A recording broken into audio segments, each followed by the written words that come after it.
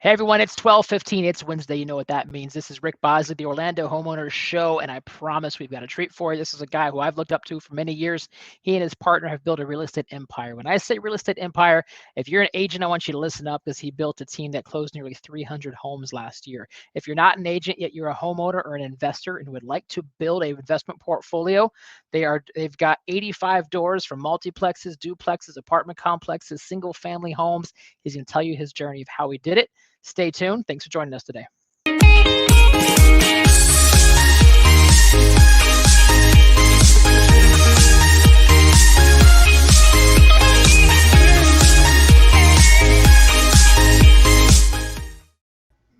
All right, welcome back. Here we are with Eddie Workinger. Eddie, man, into 6 or 7 minutes we did just kind of pre-chat. I feel like there's about 3 or 4 different episodes and shows here. So if I get a little too deep and we want to move on to some of those next topics, please just keep me in check.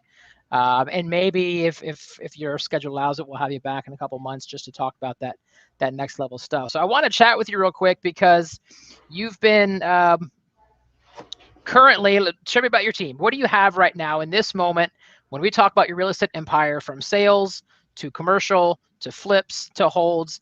Give me just the CNN version of who are we talking to here?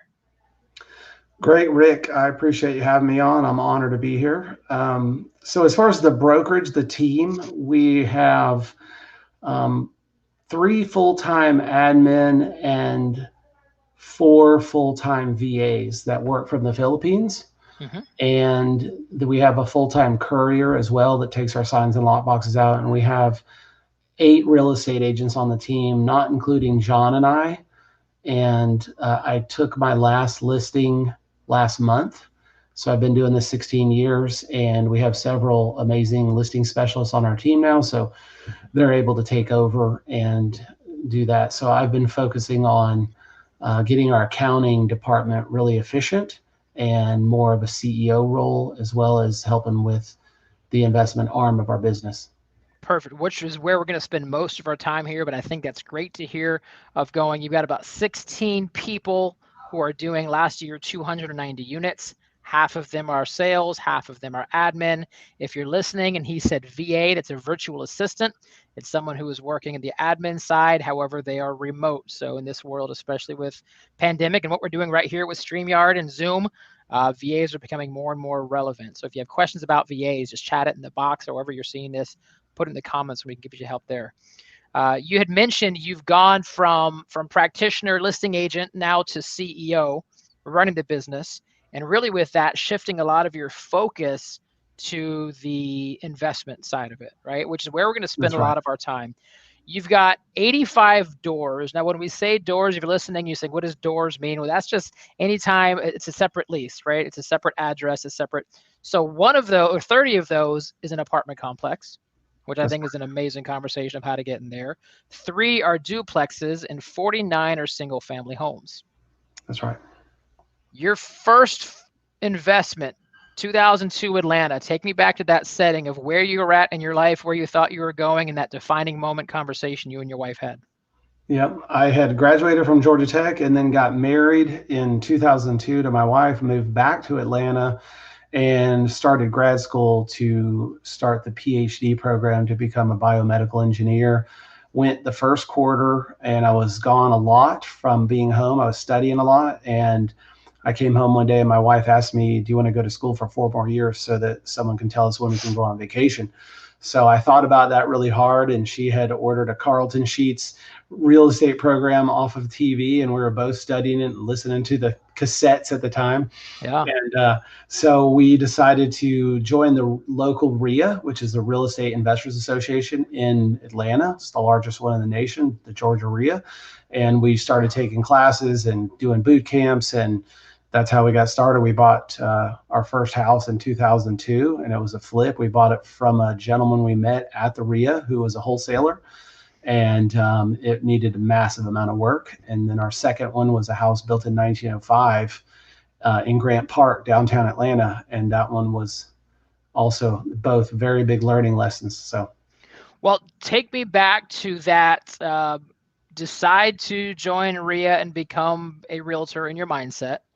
How long from that conversation to your first flip? What was the time frame that took place? So I wasn't a realtor yet. This was 2002. I was in college, and it was just a matter of we joined the RIA.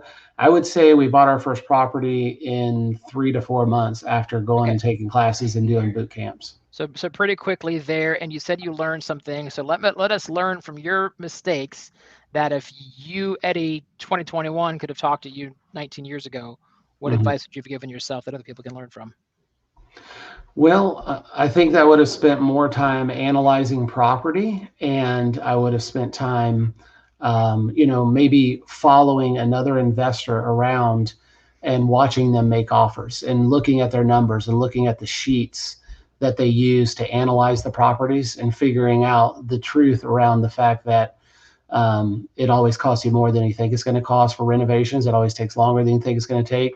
No matter what, even today, it still does for us. See, we've done 142 flips. So. Okay, so do you have, and this is only a 30-minute show and a lot to talk about, but do you have a quick formula? We had a flipper on last week, and he mentioned they use per square foot cost. And if it's just makeup, right, some minor aesthetics, it's $10 a square foot. Every major thing beyond that, whether it's a bathroom reno or a roof or an AC, he adds $5. So if you've got aesthetics plus 3 things, he's going to say you've got about $25 per to do that same aspect. I mean, do you have a formula similar? So I think that one sounds pretty advanced. We're not that. We try to keep it as simple as possible. I think every property is different. So if you boiled them all into square footages for each one, it may depend on the area and the materials used and that sort of thing. So we will literally go to the house, we'll take a close look at the roof, and we know from doing so many roofs how much it's going to be. We know what the flooring is going to cost, what the paint's going to be, how much the AC is going to be, how much it's going to be for new kitchen cabinets and granite counters and stainless appliances. And so we'll just run through each one of those and we'll make notes on what we think it's going to be. And then we'll add at the end somewhere between 3,000 and 5,000 of miscellaneous things that we just didn't account for because they always come up. And then we'll add all of that up, find out what our reno cost is going to be, find out what we're going to have in it by the time we close on the purchase and do the reno, and then what are our holding costs going to be along that time frame. Our average flip takes us 4 months from start to finish. That's a complete reno. So our holding cost is going to be taxes, insurance, if there's an HOA, that sort of thing, and the cost of money. You can't forget that. Most people aren't using their own cash to do a lot of flips. We do use our own cash, but we have private equity guys that we borrow cash from. So we have a monthly payment each month that we're paying for the cost of money. And then, of course, when we go to sell it on the back end, we got closing costs, commission, that sort of thing. So all of that stuff figured in. We'd like to make at least 30 grand as our net profit when it's all said and done. Will we do some for less? Yes, depending on how many we got going. So that's kind of our... I love that. I took the notes. If you guys were not able to take notes, I'm going to summarize this again real fast. You take the house. What's it going to cost to get this house in the condition we choose to sell it? At that point, how much can we sell it for? Minus the renovations, minus the closing cost to purchase it, minus your holding costs, which are taxes, insurance, maybe your whatever points you pay for the money, minus your closing cost to then sell it again with title or realtor fees, minus $30,000 net. That gives you your offer price. Did I summarize that pretty well? Yes. And you like to keep that 30,000. You're willing to go a little bit less if it's the right spot, but you're pretty then not emotionally attached to it. If it works out, make the bid. If it doesn't, move on to the next. How many of them are you seeing in this competitive market that are you look at it? How many do you evaluate versus how many do you offer versus how many get accepted? Do you have that number? Oh man, John and Ross have that number, but he always calls me and says, "Hey, I got a deal. When you come look at it, or let's analyze it together." So I would say there's so much fewer today than there were the last few years because the market's so hot. Inventory's lowest it's ever been in history. So, there's just not a lot of deals. There's a lot of people looking to do deals. So I would say we'll look at three or four or five before we'll put an offer in, and that's just because we're not going to take the time to look at something. We have a really good idea of what to go spend time on or not spend time on it. So in the beginning, you might look at 20, 30 houses before you make an offer, Okay. But, once you have a good idea of what you're going after, then you'll be able to look at less. So be patient. Are you finding most of them off market? Are you finding them on the MLS with traditional? Because you'll see a lot of that MLS listed, cash only, investor special. Yes. Obviously, you can find them via wholesales or off market, but are you still finding deals on market? Very rarely do we buy anything out of MLS. I would say out of 142 flips, there might have been 7 that we bought out of MLS. Okay. Like 5% or less. Most of them are off market or at the courthouse auction. Now in Orange County and Orlando, that's live, and when I say it's online is what I should say. Lake County is live, so you actually have to show up in person. With Orange County, you can just sit at your computer at home and you can bid. But when it's live, you have to show up there at the Lake County Courthouse and you have to bid there. And it's it's the riskiest way to buy real estate because there could be a second mortgage. It could be the second mortgage you're buying. There could be other liens attached to the property. So we study that very closely. Okay. But a lot of ours are also off-market deals where people just know that we buy property or we're networking. We also have a website that we have AdWords. We also send out postcards or letters from time to time. And that's mostly how we're generating the business that we're doing. So as a real estate investor, you and people listening who would like to make this a very, prosperous living, you still have got to lead generate. You're not avoiding lead generation. You are still lead generating for listings, Right. Except you are the buyer. Or if you're not the buyer, then you could probably still shift it over to your sales team and list it through traditional. That's correct. Yep. And that's what we do. And I love being able to offer options for our seller. Not every seller needs to sell right away. So, hey, they're willing to wait for the money. So then we can put the property on the market and list it and net them top dollar. Yeah. No, I love that because there's companies that are competing with us with OfferPad and all these iBuyers that are lead generating and prospecting and making cold calls and sending postcards and doing TV advertisements that says, we'll give you a cash offer and you can close in 10 days. Right. Well, any investor can do that. They're just not putting themselves in between them and the seller. You guys are intercepting that. Let's do a little shameless plug here. Your Expert Real Estate Advisors. Is that the official legal name? I know you've got your brokerage now. Okay, Expert Real Estate Advisors, predominantly hanging out in the Lake County, Florida. That's your wheelhouse. That's where you have most market share. Is that right? That's correct. Yes, sir. Okay, perfect. And what's the website if people wanted to look you up and learn more about you guys? You can go to expertrealestateadvisors.com. Perfect. That's advisors with an S.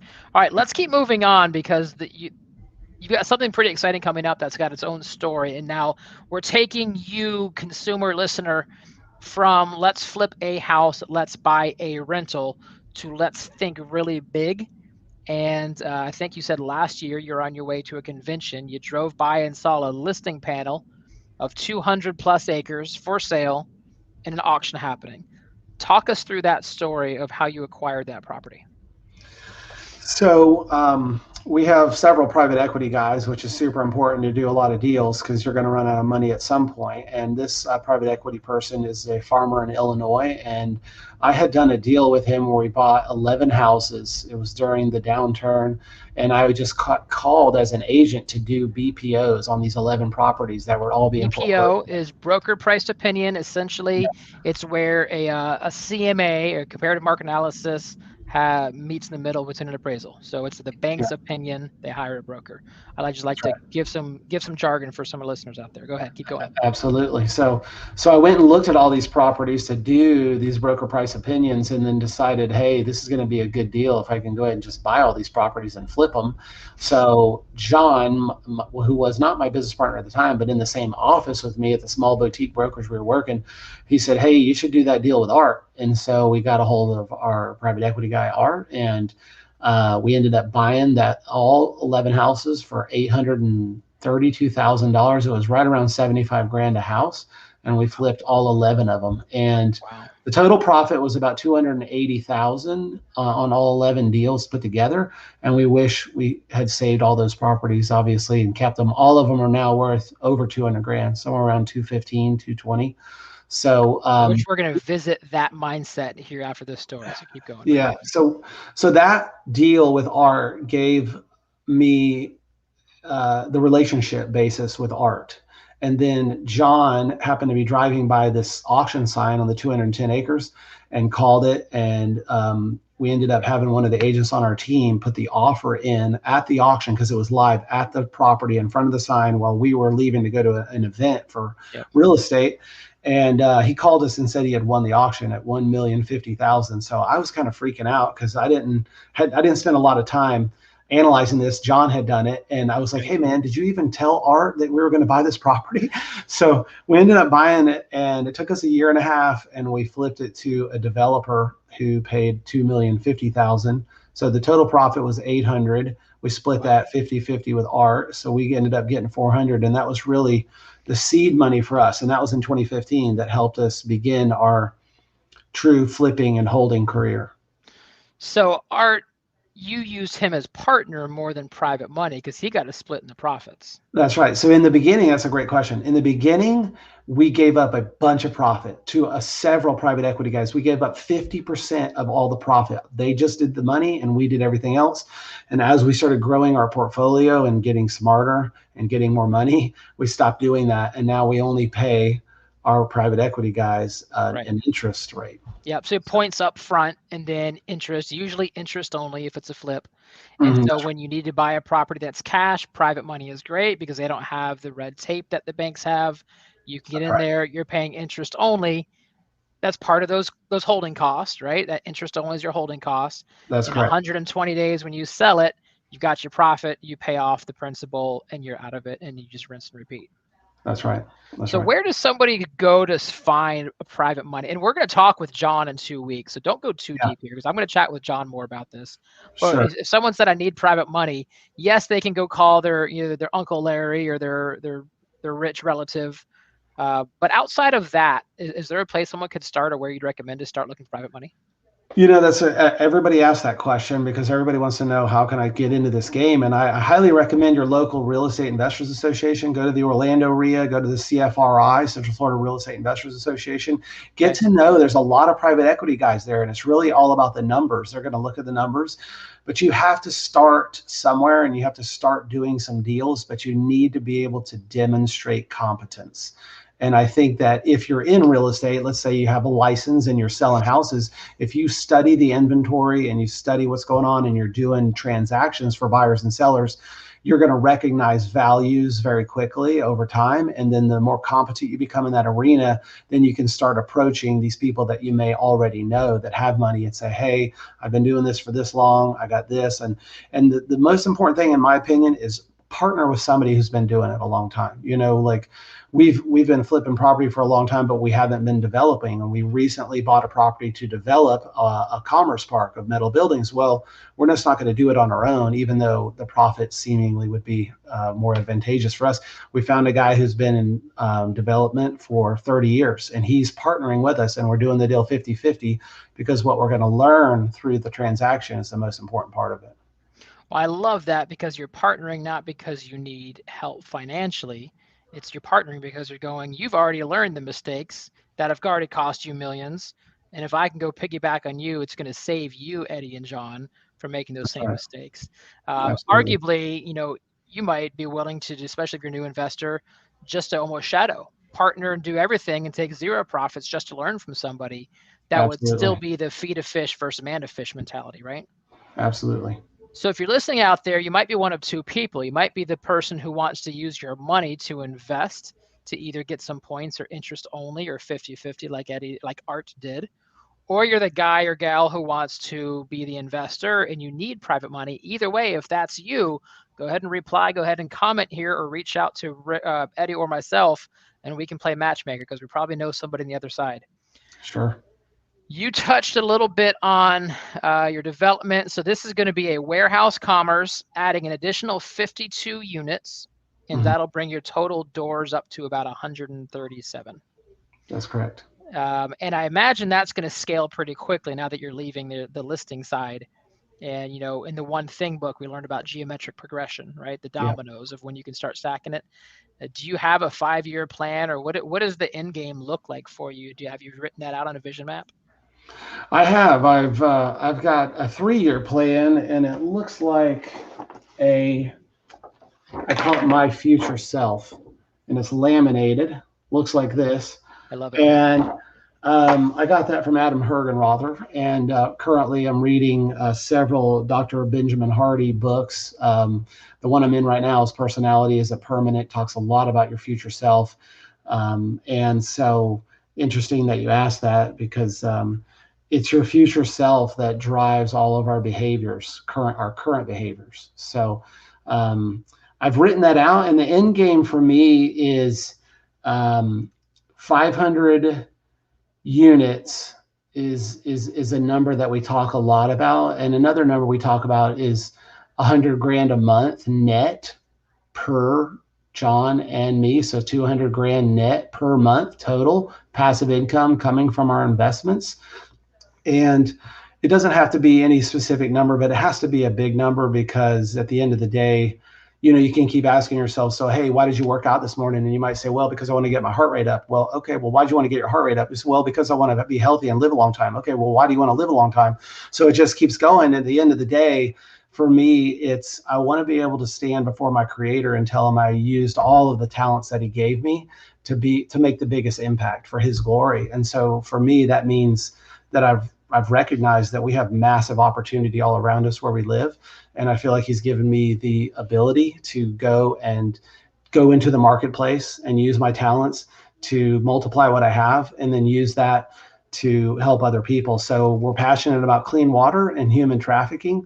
And so we have friends that have an orphanage in Zambia, Africa. And so and then we have friends with Exodus Cry, and it's an organization out of Kansas City that works in the abolition of human trafficking. So that's kind of our end game. And at the end of the day, it all costs money. All of it costs money, and I'm not really good at raising funds for my mission trips when I feel like I can do it on my own. So I go and make it myself. So. Well, that was its own episode as well. I'm just jotting these down for next time. You described what we call as your big why, right? Yeah, but why? Yeah, but why? Yeah, but why? And when your answer will be the same one over and over again, you've probably got something, right? If it leads on to something else, and there's something bigger, and keep asking yourself. So if you're looking to do this, I want you to ask yourself, yeah, but why?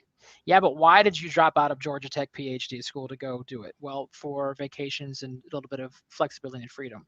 Yeah, but why did you move to Florida? Yeah, but why did you join John? Right?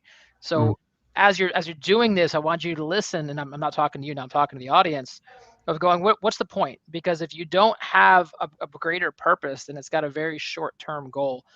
Much like society does fad diets, right? If you want to lose 10 weights before the wedding or before the high school reunion, then you're going to do it. And then as soon as it's done, you skyrocket back up, because your big why is not big enough. It's too short term.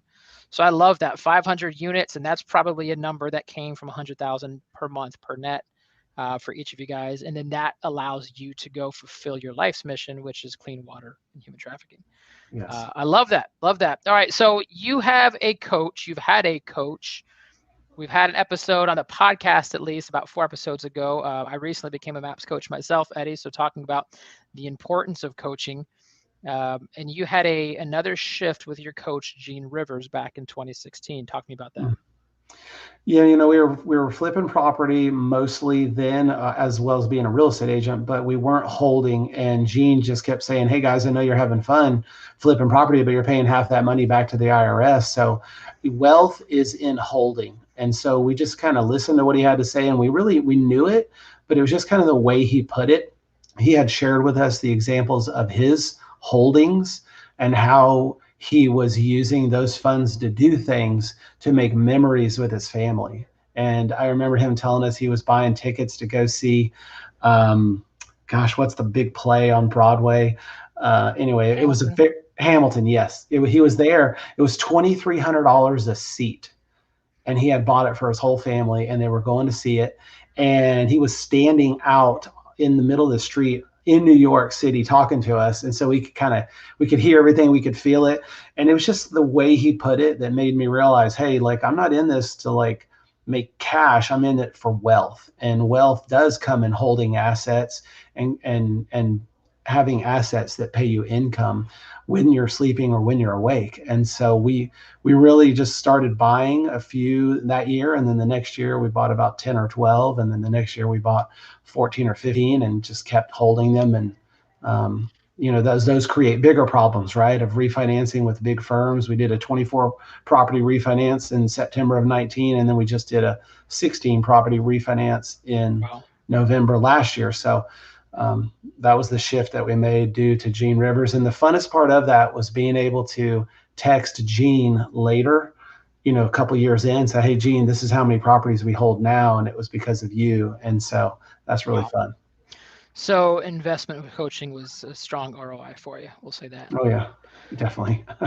Now you're still flipping, yet you'd mentioned you will flip to create the cash flow. Yet if you have the cash flow and it's a good hold, you will always prefer to hold. So if someone's, I'm working with a brand new investor right now, and he would like to do both. He would like to do some flips and holds. And essentially we've come to realize that he needs 2 flips to buy 1 hold. So it's flip, hold, flip, hold, until the hold starts snowballing and starts self-financing. Do you have a hold formula? And again, I'm going to talk with John a lot about the hold, but is it, as long as it cash flows, you're happy? How much % down are you doing? What should someone be looking for in a hold? Yeah, there's some factors there. If it's a really old home, then if it's wood frame, then the insurance is going to be higher. So we'd like it to be, at least in the 70s or newer, and I like it to be block. And the roof is a lot of times something we're going to renovate, but we're looking at what is the insurance going to be, what are the taxes going to be, and if it's in the county or if it's in a city municipality determines the millage rate for the property taxes. And then insurance is determined by age and the condition, and then whether or not it's in an HOA or not. All of those are going to affect the positive cash flow in that property. But we're looking for deals that a lot of people are just unable to find, and it's okay because it depends on where you live. But we're averaging around $400 a month in net positive cash flow after taxes, insurance, HOA, mortgage payments, that sort of thing. So net after all said and done is $400 a month. Now you're not just taking that and taking it to the next deal or taking it out to some Hamilton tickets. You're building some reserves. It's a separate business plan. So as people are having fun in this real estate game, and whether they're starting it or growing it, what are some rules of thumb that you would advise in terms of reserves, or in terms of how much cash do you keep on hand per door? Talking about some, self-insurance policies. We'll call it that. Sure. So super important thing is that I was just really blessed to partner with John. John is very, very frugal, and I was at the other extreme. And so we have come back together, and we have learned over time that we cannot increase our lifestyle just because we're increasing our net worth and our income. Our lifestyle has to remain easily managed, and we have to keep it low and it's not forever, right? It's just for a period of time. I love that poster that I have at the office. It says, discipline is just choosing between what you want now and what you want most. And so we've chosen to keep our lifestyle at a very reasonable number for us, so that we can continue to pour investments back into the properties that we want to hold. Well, and I love that, because it is about the partnerships that you've got. So I'm working on my camera here real quick. It's about the partnerships that you've got, understanding who your partner is, because there's another episode of how to have a successful partnership, because you are the minority of that, of finding somebody who can do that. You had mentioned, I think before in our precursor notes, that you keep around $7,000 to $8,000 per door in reserves. We currently have that number, but we would love it for it to be around 10 to 12 per door. If I know that I can cover a roof and an air conditioner, and then we'll build that up, obviously. But we do have a substantial amount of reserves, and I've basically kind of had a real heart-to-heart talk with John and say, hey, I really like to keep this money in here instead of using it on a flip, so that it just makes me sleep. Look at you becoming conservative, Eddie. Nice work. John's rubbing off on you. Yeah, definitely. Well, hey, we are right at the 30-minute mark. It's 12:45, so we're going to wrap this up. But I want to wrap it up with some of the best wisdom you can give out there to the beginner or the intermediate or the seasoned investor out there. What is some wisdom that you wish someone would have told you back in your journey? A very challenging one, but the most effective one is the ability to say no. There's a million things coming at us every day. There's 1,000 emails, there's 1,000 shows. I would say cut the cord on the back of your TV with your scissors and just literally cut the cord. Literally, and just say no to everything that's not going to move the needle and move you toward your goals. If you sit down and really just take a minute, which nobody is willing to do, close your eyes and imagine your future self and write that down. Spend some time reading that out loud every day, and then ask yourself, who do I need to show up as today so I can move the needle to get one step closer to this future self that I want to become? I love it. And discipline is choosing between what matters now versus what matters most. Yeah, absolutely. Good stuff. Eddie, I've got tons of notes. I might even take these notes and add them to an attachment right here on the YouTube channel and the podcast. So I appreciate your time, man. And I'm going to bring you back because I think there's a whole lot of more we can do. Is there anything specifically we can do as an audience if someone hears this tomorrow or years from now down the road? What can we do to help you support you guys in your goals? If you have a question at all, we love helping people. Please reach out to me. You can reach out to me by cell phone. Just Google my name, and you can have that, or I can give it to you here. You can put it in the notes. Either way, Rick. Yeah, fire away. Go ahead.